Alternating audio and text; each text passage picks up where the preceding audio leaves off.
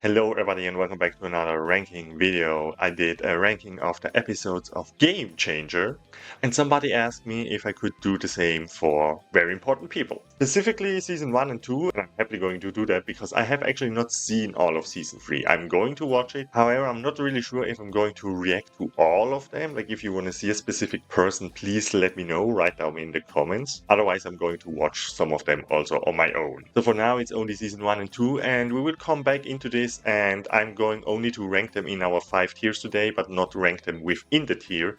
I'm going to do that once I have seen season 3. Now, speaking of our tiers, we have wig breaks. That's just the top tier. It's the funniest. In general, in shows like this, when somebody breaks characters, it is just super hilarious. Then with Chomsky's potato chips, we have a clip of that. Is the third or like the middle one. Then we have Vic's daughter, which is kind of like a strained relationship, maybe, and the silent crew at the very end. In Game Changer, I have at the 5th place the loud crew that is always laughing, so I can never be happy, apparently. But here it feels more like they're all scared or OSHA violation, like something is not really right on that set. And if anybody or anything comes down in this lowest tier, it does not mean that I hate it, that it's awful. It's just in this list lowest because I love Dropout content and every show on there is much better than most other things that you see, for example, on TV, if you ask me. This is all for fun. Now, before we really start, last thing I want to say is I'm not really a rewatcher of VIP. I have seen the clips online. I have seen all the seasons, I have to say, like season 1 and 2 completely, but have not really gone back and watched an episode, except 2, and we will come to those. But when I see a clip online, like on my social media page, I'm always going to watch it. So first we have Princess Emily, and she's played by Anna. Now, I love Anna Garcia.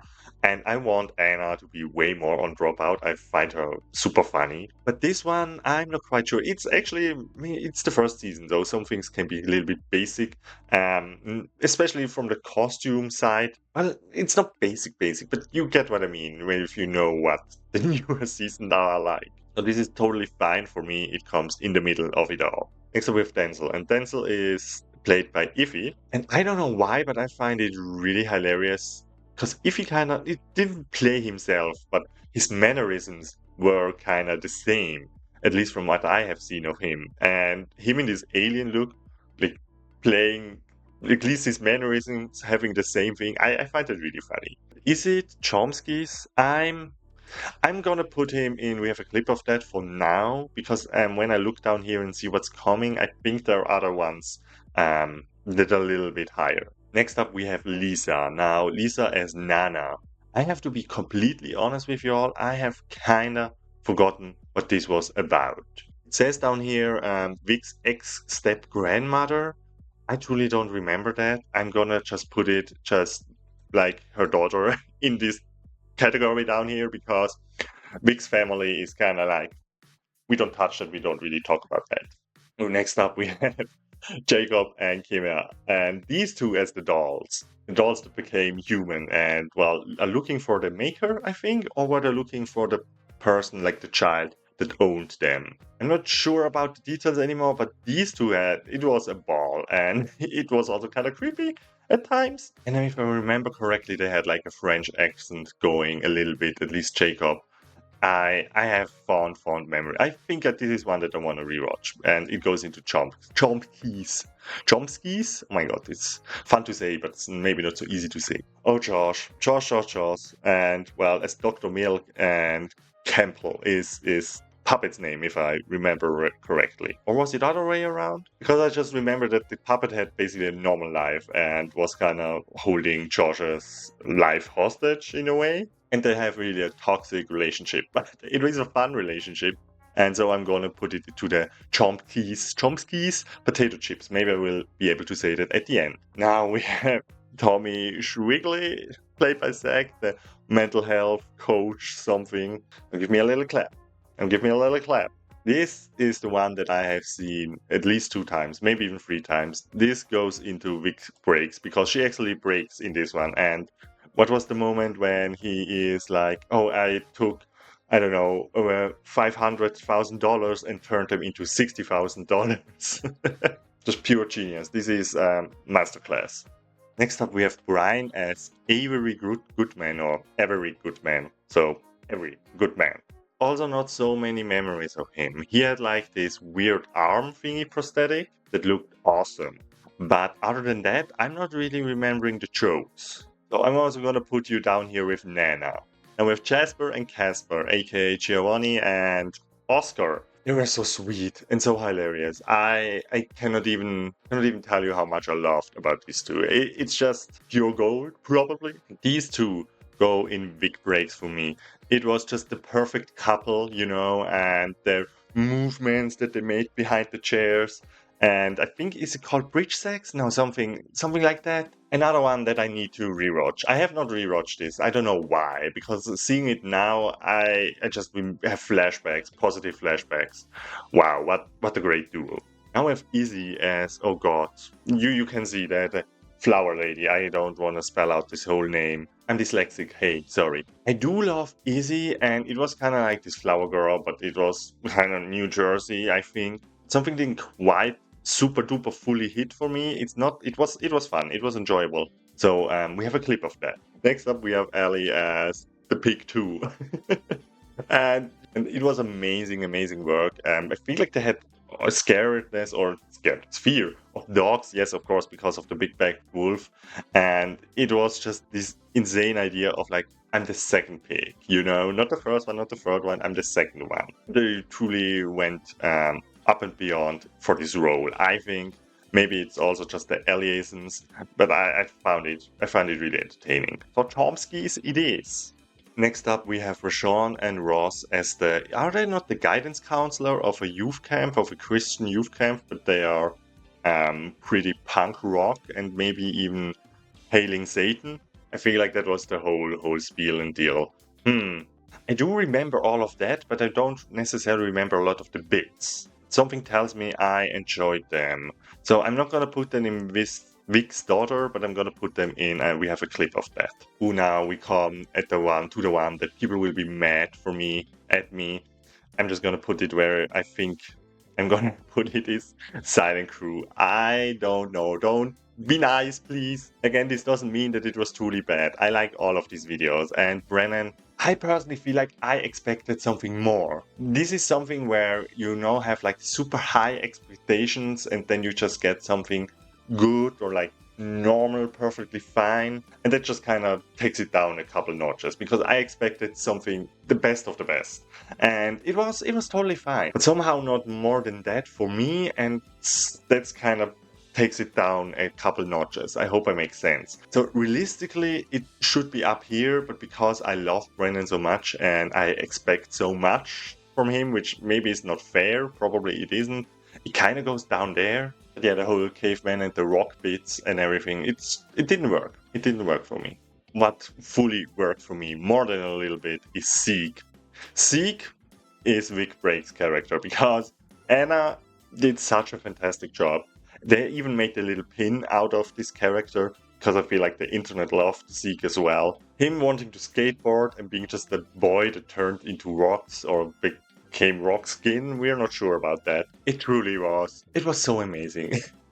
Another masterclass, honestly, and that's why I'm gonna react to Anna Garcia's newest characters from season 3 as well. So if you want to see that, subscribe, and then so you won't miss it. Next up, we have Jacob as Mr. Steely, and he was so grimy and slimy, and I loved all about this.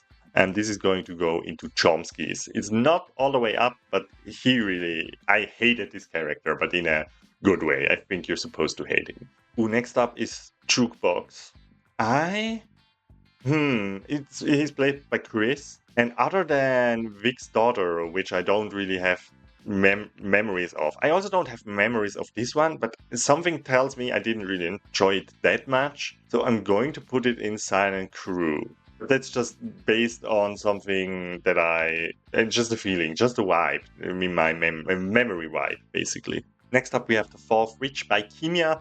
and I'm biking, how that sounds. And we have a video clip of that. She was perfectly fine, and it was a fun episode.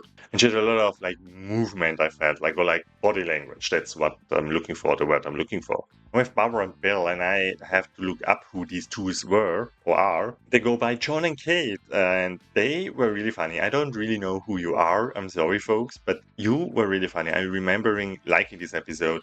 And just with these zombie people trying to have a normal life in a way. Well, what's considered for them normal, and the makeup was stellar in this one. Next up, we have Danielle as Tatiana Jackson. I have to be honest, another one that I don't really remember that much, even though I think she was the Tooth Fairy. And something with money, but that's all that I can remember. And so you go in Vic's daughter. Next up, we have Zack as Phoenix, who was a ghost, I think, and they had a lot of things to do with letters. That it just was. I remember the one thing where it's kind of. I've never seen a letter in my life, even though it was all about letters before. It's just the classic Zack. We love him. And I'm gonna put it in Chomsky's. Yes. Next up, we have Paul as David, and probably maybe the best costume of the whole show. I'm not sure if I should just put it up here for that, because not to say that Paul wasn't funny. He is super duper funny, but the costume alone deserves this tier. And again, Paul was funny because I distinctly remember that I went and followed him on Insta after this episode, because I was just like, no, I want to know what this guy is up to. Next up, we have Steffi Pops, the voodoo doll. It wasn't a voodoo doll, the cursed doll. And well, she's played by Corinne. Sadly, that's almost everything I can say about that, because another one that I do not really remember that much about. I really need to go back and look at them. Again, I'm going to finish up season 3 and maybe make a watch-a-thon for myself. I'm gonna watch these all again and make a ultimate ranking of them all. So in the final video, in the next video maybe, it all can still change. This is just a momentary capturing of my thoughts and feelings and memories and vibes that I have. Next up, we have Bobby as Dan, and oh, poor Dan, the Frozen Man. You are going to go to the top tier, because this was so insane to me that it turned out that Vic, the host, found him and was like, "Oh, let's bring him in so I can get an Emmy or whatever." That was insanity, and that at the end they just basically push him back into the freezer. It's so amazing. Ooh, and I don't know. He said something like, he says some problematic people. He's kind of like, "Oh, it's fine still that we like him and him and him," and it's kind of like, "Ooh." Next up, we have Skylar, and this is problematic to say because people who have followed me know that I find Paul Robolino, a referino, I find him a handsome man, and it all started here. Oh my god, I'm so basic, and this is not really good, because you shouldn't find this kind of dude attractive, but I do. And yeah, this is something unlocked for me. And on top of that, I found him funny. So it's not just the handsome looks, even though I don't know even it's handsome, or like the attitude. You shouldn't really like this person, but I kind of like, he can ruin my life, you know. So next up we have Echo, and he played some kind of fish person thingy, I think. But other than that, again, sadly, I'm sorry, not so many memories. I'm so sorry. Lord Macaw played by Alex, and yeah, the Macaw industry is coming for you, basically. Something about this just doesn't work together, and I find that's a good thing, by the way. But it's kind of like the clothes and the Macaw, even though you think, okay, like the clothes are Hawaiian, or like maybe like at least beachwear in some kind, and tropical birds, but then the human hair, and then just like the whole thing where it's kind of like, oh no, we're an awful company. I loved it. I don't know why, but I just loved it. So it goes into Chomsky's for me. And Alex just has this really kind of dry humor, and I also love them. I think it's they them. I'm not sure. I'm sorry.